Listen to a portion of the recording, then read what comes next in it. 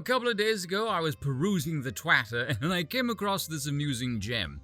Study finds the more black people that moved into a great northern county during the Great Migration, the more implicit bias against black people, white people in that county have today.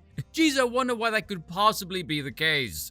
Now, the content of the article is just as mind-numbingly pointless as the headline, by the way, full of nonsensical phrases like racial inequality, structures, or one favored by a certain demented moron, systems, all a pile of worthless arse designed to give academics a woody and employment status whilst peddling a bunch of shite that's useful for absolutely fuck all. My favorite is the phrase implicit bias, two words that in this context make no freaking sense being together. Do you know what the word implicit means? Look it up. Contained in the nature of something, though not readily apparent. Not readily apparent, is it? You must be fucking kidding me. You assume we're all mentally challenged, do you?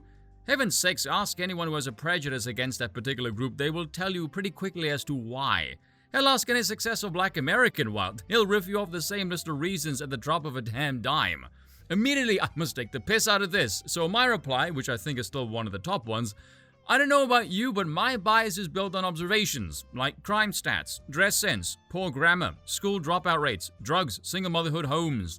You want to correct my bias? Try not doing any of those. Oh wait, no, correcting those things is something only white people would do. I know I got some base black Americans in my comment section, hello by the way. Can you guys follow me on this and tell me where I'm going wrong, if I'm going wrong at all? And yes, I know this whole grievance thing is a total sham born of power, thank you democracy, but anyway. This trope of calling black people white if they want to improve themselves by learning, or dare we say, emulating the better group, which is literally how anyone gets better at anything in life. Again, how you scream white supremacy but other blacks can emulate this, get accused of allying themselves with whiteness, should tell you that there is some diversity in white supremacy these days. Not to mention the optics of saying self-improvement is a white trait whilst also denigrating whiteness is a bad thing. Again, no one puts white people on a pedestal more than non-whites with this victimology rhetoric. Like, how that's taken seriously in any arena and not immediately mocked until everyone is laughing to tears is mind-blowing to me. Do you understand you're saying the building and advancement of civilization itself is a white trait? I mean, thank you, it's very flattering and all, but I don't think it reflects particularly well on non-whites, I'm just saying. Like, here's what I find kind of a trip. If this desire for self-improvement is a white trait, does that mean prior to this strange association, previous generations of blacks in the former half of the last century were, I don't know, white blacks? Because if I'm following this logically, the implication here is that when blacks were trying to integrate, this is what they did. And some did it actually very well, if you read some of Thomas Sowell's work. And then somewhere post-60s, when they were given this thing called civil rights, funnily enough, civility went out the damn window, as did moral standards. The freedom to behave and breed delinquency became the norm, and it's been riding a roller coaster to hell for about 60 years now.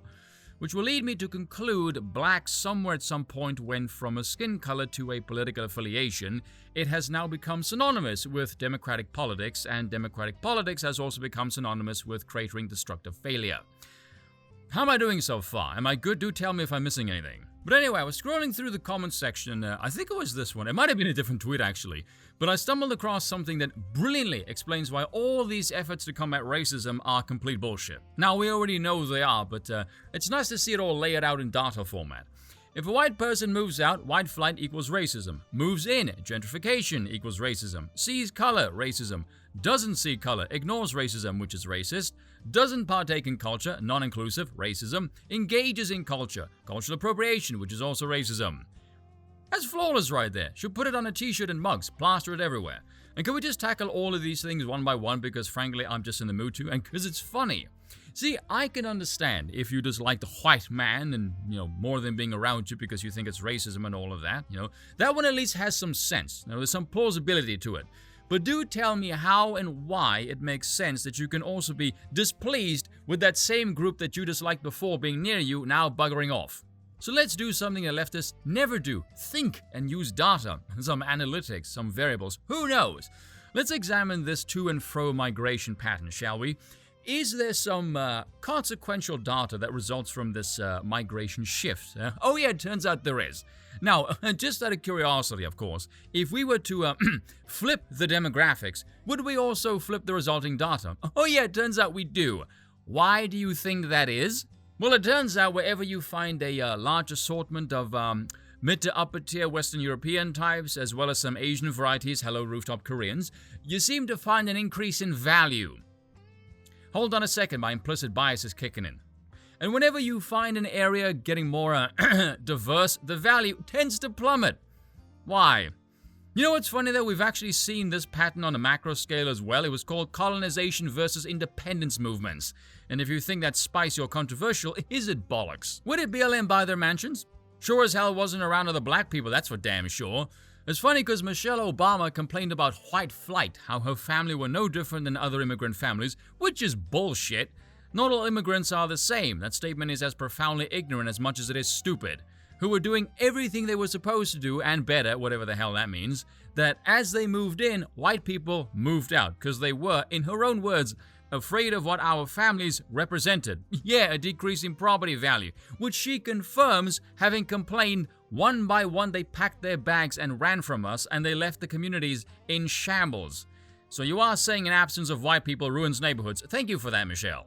Which explains why the Obamas live in Martha's Vineyard, an over 90% white neighborhood. House over $14 million. Where exactly did the Obamas get that kind of money? Wasn't a presidential salary, sure as shit wasn't book deals either, and the Netflix and Spotify deals tanked. I said this before and I'll say it again, people show their prejudice really freaking quick whenever there's money involved. There's a reason why wealthier blacks don't ever invest in their own communities, because they won't get a return on their investment, and everyone knows this. This is not a secret, people. Idiotic hypocrisy is what fuels this stupid grift. Follow the money. Next up, see and doesn't see color is racist. Now we all know what we think of when we see color. Crime stats. Why? Because by demographic it is the most prevalent problem, and again we run on pattern recognition, and if we didn't spot these issues and develop a prejudice, technically, well, we'd have a learning disability.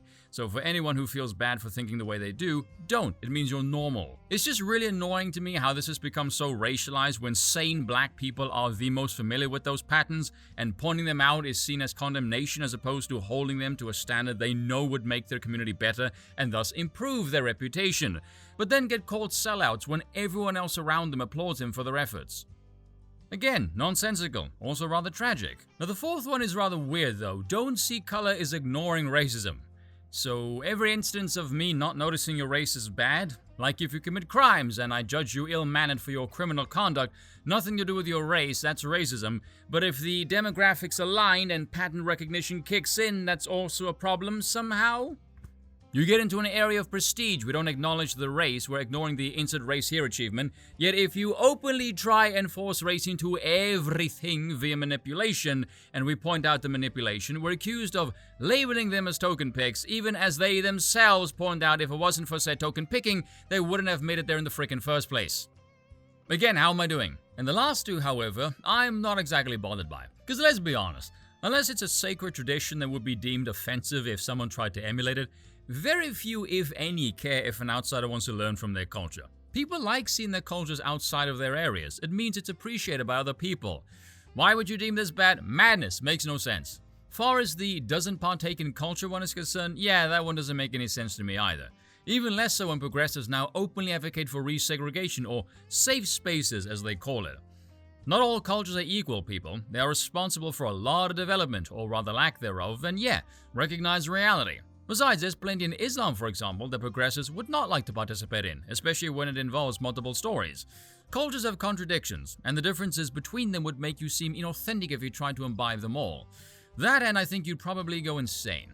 Cheers for watching, and once again, I apologize for nothing.